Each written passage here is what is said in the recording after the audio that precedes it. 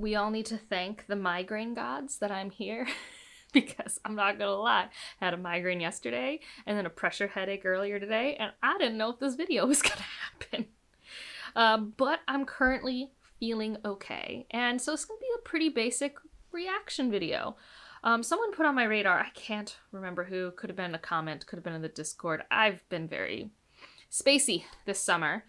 If it was you, thank you. They put on my list, the Book Riot released their personal best science fiction books of the century so far. So again, disclaimer, the century is only 26 years old. Not even, obviously. But these are fun things. So that does mean, I don't know if they're starting at exactly 2000 or 2001, but at least for me, for my headcanon context, we're talking from when I'm about 8 or 9 years old until now as a 33-year-old. The art that came out in that time period. And so I figure I'll talk about if I've read it, if I agree it should be on this list, whether or not I like it or not. Because best doesn't mean it's my favorite. Best means it's impactful. Best means it's left some sort of zeitgeist impact, I think. I think for me, that's best books of the century. Obviously, I don't really know what their thing is. Let's see, daunting as it may be, the wonder of curating a list of essential science fiction books. So they're doing essential. Let's see. And they wanted to focus on diversity of stories and styles and subgenres and mashups. Okay. The real challenge was whittling down the massive catalog of radical and poignant works the genre has gifted us these last couple decades.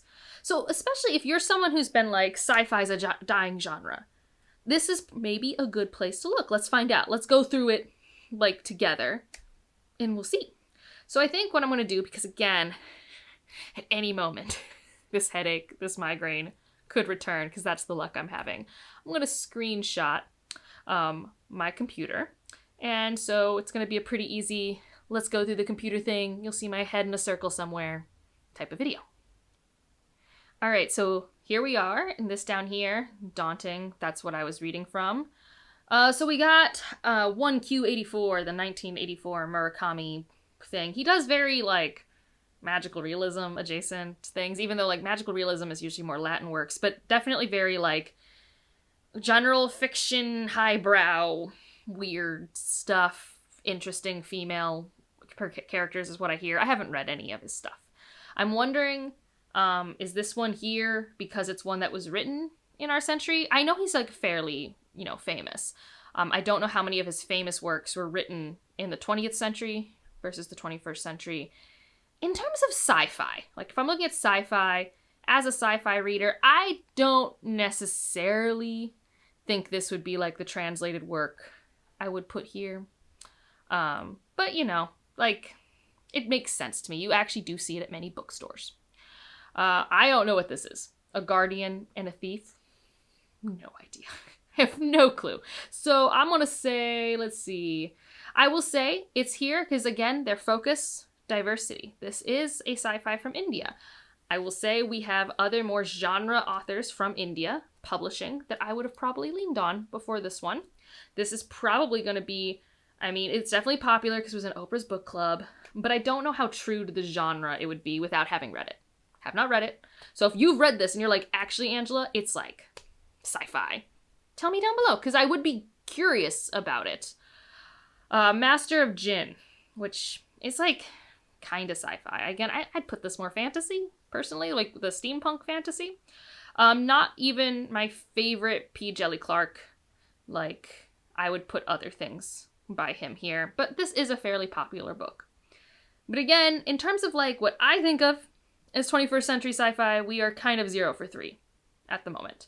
But coming around to A Memory Called Empire, which Hugo winner, that whole series actually won a Hugo. But even though I didn't really want the second book to win a Hugo, I wanted a different book.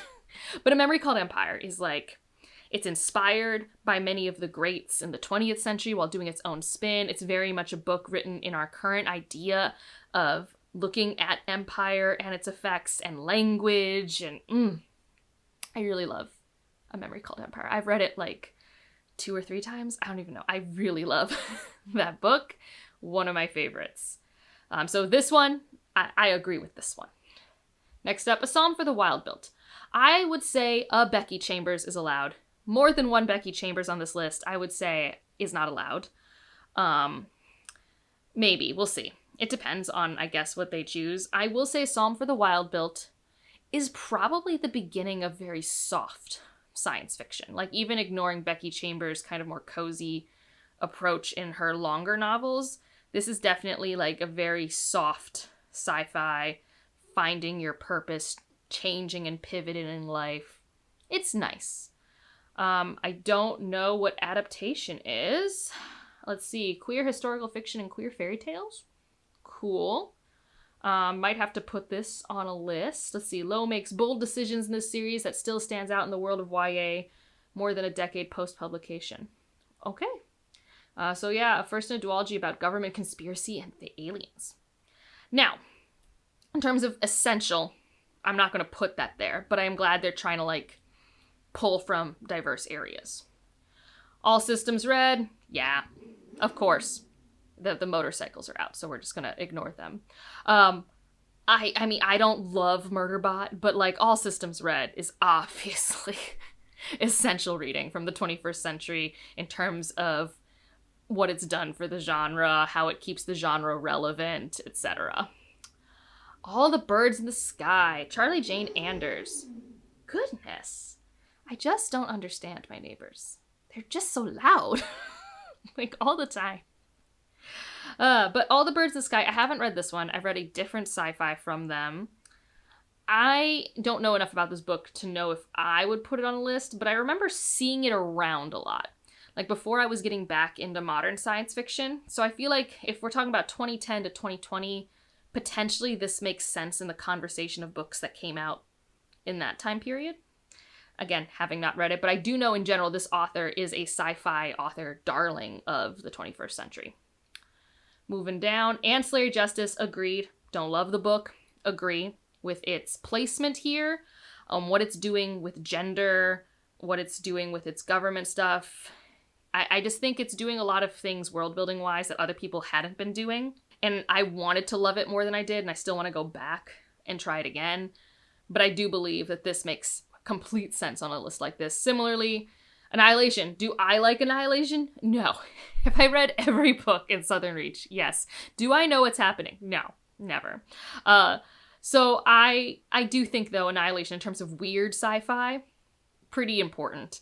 It brings a lot of people into the sci-fi, and it's also like a gateway to like more cosmic horror type stuff. Definitely very nature-focused. Binti. Yes, this is another author where I'm just like, there's a lot of sci-fi you could pick from Nnedi Okorafor. I do think Binti's the one to pick. It is, I think, the one that put her on the map. And I think it's like, for a long time, for better or worse, this was the modern sci-fi book by a Black author that people were always pointing to. I say modern. Obviously, people point to Octavia Butler as well, but she cannot be on the 21st century list. The last book she wrote was in the 20th century, I believe. I think so. I don't think I'm making that up. Next up, I don't know what this is. It's a comic book.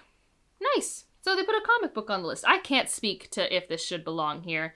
Obviously, comic books are reading, but I do think that most science fiction readers would separate their comic book reading from, like, their book reading. Like, they both are reading, but it's, like, different, I think. At least I do. But cool that it's here. Chain Gang All-Star, very new. I think it makes sense. Like, I don't know how many super new books they're picking for this list, but this one's definitely timely. It definitely, like, it straddles genre. Yeah, I could see that. Chilling Effect, a book I really like. I don't necessarily think a book I'd put on this list, but again, they're going for diversity, and there are not many science fiction books written by Latinas. Like, it's kind of this. So if they were trying to be inclusive, I could see how this makes it on the list. But it is more just like a Mass Effect fanfic. Like, it's, you know, just having a good time. So, I mean, if you want just, like, adventure, science fiction. But again, I'm just, like, held up on that word essential, and I just don't know if it necessarily, like, really represents a lot of what's going on. But I liked it. This is a young adult novel called Feed that I haven't read, published in 2002, which means, like, I probably should have read it. 2002, like, I'm a little young for it at the time, but, like, I was a voracious reader, so within 2 years of this coming out, I should have found it at a bookstore or a book event or something. So, I don't know. I feel like I should have. Just saying. Future home of the living god. Well, if you want a more literary take, if you want your kind of sort of literary sci-fi, this is not a bad representation. I like this book. It's by far not my favorite, Louise Erdrich. It's definitely one of those more like dystopian books where you don't get to know why things are happening. You're just reacting to it. Fertility is a mess. This woman is pregnant. She is indigenous. She's trying to exist. The world is changing very quickly, and it's her reacting and responding to that change. Next up, Gideon the Ninth. Sure. I think the rest of the series is more science fiction, so I'm going to allow it. This first book, it's in space. That's how it's science fiction. Everything else feels so other genre. It feels like a mystery. It feels like a fantasy. It doesn't feel like a science fiction in the first book. But I recognize it's doing its own thing. It's doing other stuff. One day I'll try it again when we ever know when Electo is finished. I'm sure it'll happen eventually. Infomocracy. I like Infomocracy. It's always one of my big recommendations when I'm like, do you want like a unique thought experiment, world-building thing? Infomocracy. Malka Older's like world-building brain is so cool. This is about like every 100,000 people, there's a new government system, and it has a lot of tech. It relies a lot on the information net, and it's kind of tries to have like a Jason Bourne type action plot pacing. It's not perfect for me, but I really enjoy the world building quite immensely. Interior Chinatown. Science fiction? Unsure. It's a good book. It's more surreal. It's more literary fiction. It's more like watching the Too Many Cooks video. I do like the book. I don't know if I would put it on a list like this, personally. Leviathan's Wakes, yes, of course. The Expanse, everything like that. Have I read it or watched it? No, but I 100% acknowledge its existence in pulp culture zeitgeist land. Next up, Light from Uncommon Stars. I love this book. This is the book I wanted to win the Hugos the year that Desolation Called Peace won the Yukos. It did get second place. I love this book. Genre definition is tricky. It does have aliens from outer space, but I think calling it sci-fi is probably a stretch, but I love it enough to ignore that distinction, so... Yeah, I love its homage to music, to family, to resilience, to making difficult choices. It's so good. It's so good. And regardless, like if we're thinking speculative fiction, which again, this says science fiction, but in terms of how speculative fiction is supposed to allow us to get close to uncomfortable topics and really dissect them, it's done so well. Like the alien, like, analogy for refugee. So good. Never Let Me Go, Kazu Ishiguro. Yeah, I read this. I liked it. Yeah, I think it makes sense on a list like this. I do. I do think if you've read a lot of science fiction, enjoy it for what it is, but don't expect to be wowed like a lot of other people. I feel like the people who are surprised, wowed, feel there's a twist, are those who have read less of the genre, because I think it's very clearly telegraphed what's happening very early on if you're experienced with the tropes. But that said, I think even though I never had a, oh my god, twist moment, I thought it was a very good work. I liked what it was exploring. Orbital does not belong here, because Orbital is not a science fiction book. What are we talking about? Like, we're just on a space station, hanging out with these people who keep thinking about mortality. I don't like that it won the Booker. I don't like that it's considered a science fiction book. I don't enjoy it. This does not belong here. Margaret Atwood. I haven't read this Margaret Atwood. Maybe it belongs. Let's see. It talks about genetic engineering, corporate greed. Sure. I'm sure it's fine. I never read it. I think this is here, because I think what ends up happening a fair bit with sometimes some lists, is Margaret Atwood is a powerhouse of an author, and with her fans, she's got huge fans. I think, could be wrong, but I feel like her presence was larger in the 20th century, but it feels like in the 21st century, we don't want to forget about her, and so we have these other works that we put forth, like Oryx and Crake and the Testaments. Now, I think this is probably better than the Testaments, but I will say I feel like it's kind of one of those things where, like, remember The Handmaid's Tale lady? Here's a book that she wrote in the 21st century. And so I wonder, having not read it, do other people feel it's strong enough to be considered an essential science fiction? I am unsure. Having read the Testaments, I am wary. Pink Slime, nope. No. It's not very good. Yeah, I mean, we already have Future Home of the Living Gods. And, like, I could think of another book I'd put here if it's not on the list. So, yeah, Pink Slime is fine. Now, again, if we're going for translated Latin works and trying to make a diverse list, there aren't that many, so I get why, because, like, especially from South America, most of the time, speculative fiction, you're getting a lot of horror. Like, a lot of horror. Less so science fiction, and I don't even have traditional fantasy translated from South America. And I look, like, you guys know me, I actively look. So, in terms of the project of inclusion and diversity, this was pretty popular a few years ago. I get why it's here. It's not very good. Robo-Apocalypse. I've seen this cover. Yeah, 2011. Don't know if it stands the test of time, but again, in 2011, I'll be the first to admit I was not reading science fiction books, so. The fact that I recognize the cover means it was pop relevant enough to be in the bookstores a lot, but I have no opinions on if this actually should be on the list. Neil Stevenson, again, someone who I know is very influential for his past works, but does his modern day work deserve to be on the list? Unsure. I don't know what Six Wakes is either. It was nominated, though, in 2018 for many things, so I'm willing to believe it deserves to be here. Nominated for 3 different awards, so at least in that period of time was influential. Spaceship is going haywire. No memory. We got some amnesia. People are being woken up in clone bodies. All right. Yeah, I have no idea. Some Desperate Glory, another Hugo winner that I love. So yeah, I'm a little biased, but I do think this belongs here. And Sorrowland. Oh, we all know I love Sorrowland. It's so good. Yeah, I'm really glad Sorrowland's on the list. It's like a sci-fi horror thing. She's like running away from a cult while after giving birth to her 2 children. She's an intersex protagonist that also has this like biological change occurring to her body. The discussions on motherhood and belonging and agency. It's so good, wrapped in a very page-turning plot. I first read this in 2021.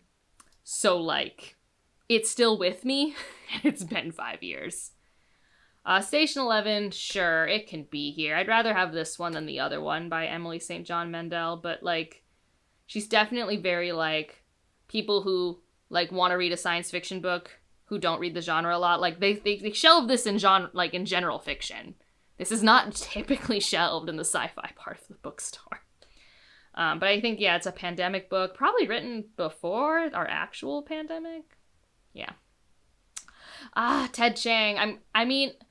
I do think this is a more influential collection than Exhalation. Exhalation would be my choice. But Stories of Your Life and Others, that titular story is the story behind the movie Arrival. So sure. But I'm just glad Ted Chiang's on the list. I'm glad short stories are on the list, because sci-fi short stories are where it's at, like, most of the time. Next up, The Calculating Stars. Sure. I think so. This is a popular series. I think through that metric. I haven't read it myself. I really don't like reading Mary Robinette Kowal works. Her writing style just does not work for me. It's very boring for my brain. The City in the City. I read this last year. I really like it. It won the World Fantasy Award. Hence why I'm confused why it's on a sci-fi list. And especially having read the book, calling it sci-fi is a stretch. It is more sci-fi than fantasy. I'll allow it. I liked it. The Dream Hotel, very new. Haven't read it, but another very new release on the list. It's more dystopian science fiction. You'll have to let me know if you've read it, if you think it belongs. Yeah, the 5th season. Yeah. This is like the definition of sci-fantasy. Like, you could have 2 people, like, in like a school project being like, your job is to debate why it's science fiction, your job is to debate why it's fantasy, and they can just like go at it. And both would have valid points. I'm an N.K. Jemisin person, and this is one of my favorite series of all time. So yeah, I agree. Don't know what this is. The First State of Being. But I guess it's like, it's probably a very early 2000s book, because it's about like the turn of the century. I think it's middle grade. I mean, I'm glad they're putting some middle grade on here. I feel like I would put The Last Conquista if I was doing middle grade science fiction, but sure. Sure, I guess. I don't have enough opinions to know. Hunger Games, yeah. Duh. I'm not... Who's even gonna argue with that? Yeah, Hunger Games. Another Becky Chambers. A Long Way to a Small Angry Planet. Like, I struggle because I'm not a Becky Chambers stan. I appreciate what she does. It's not my thing. And I'm trying to think, does it make sense to have 2 of her works? Do they not both represent the same trend? Or are they different trends? I don't know. It's hard to say. She's incredibly popular. I know most people's most anticipated release for the second half of this year is a Becky Chambers book. It's not on my list, because again, she doesn't always do it for me. But yeah, I don't know if I would hesitate to put an author on a list twice, personally. The Marrow Thieves, yeah, that was a really good dystopian sci-fi that I read. It was really good. The Martian, of course, hands down, duh, yeah. You don't even have to like Andy Weir to agree with this take. It's a steaming cold take. Memory Police, I will accept it, on the grounds of when it was translated, but technically, this is a 20th century work. It was written in 1994. Now, that said, it is so timeless. And like I said, the English translation that most people could get their hands on was like a 2019, 2020 release. So I love it enough that I shall let it slide. But again, technically not of the 21st century. So, and like, here's where I struggle again. I love Malka Older. I agree Infomocracy should be here. I'm hesitant about allowing both The Mimicking of Known Successes and Infomocracy, even though I like The Mimicking of Known Successes more.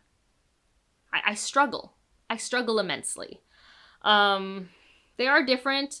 If they don't have other murder mystery sci-fi, I guess this is our stand-in for that, but we have other murder mystery sci-fi that they could use for the genre. So I don't know. The Space Between Worlds! I mean, I love this book, so that makes me happy. I agree with my biases. I do. Underground Railroad. Again, is this not more magical realism adjacent? I am unsure. But sure, having literary speculative fiction on a list, why not? Colson Whitehead is, of course, very popular.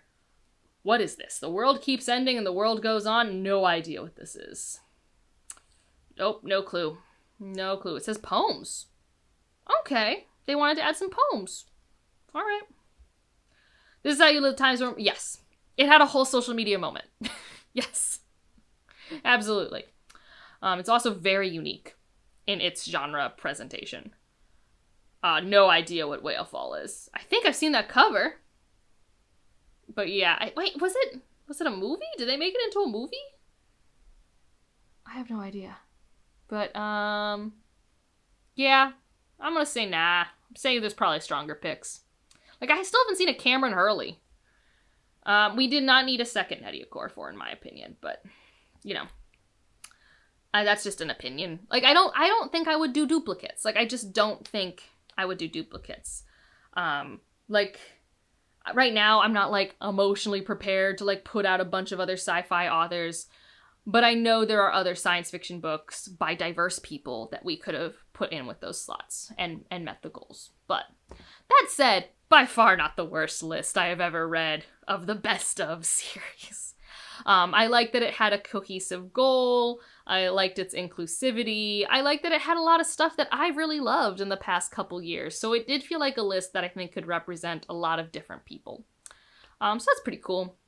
So yeah, hope that was fun for you guys. I'm gonna try and edit this, like I said, before the next headache appears. Let me know what you think. What would you add? What were your opinions on books that I haven't read? And if you just want to leave an emoji to let me know you're here, leave an alien. And otherwise, like if you liked it, subscribe if you want to, and I'll see you in the next one. Bye.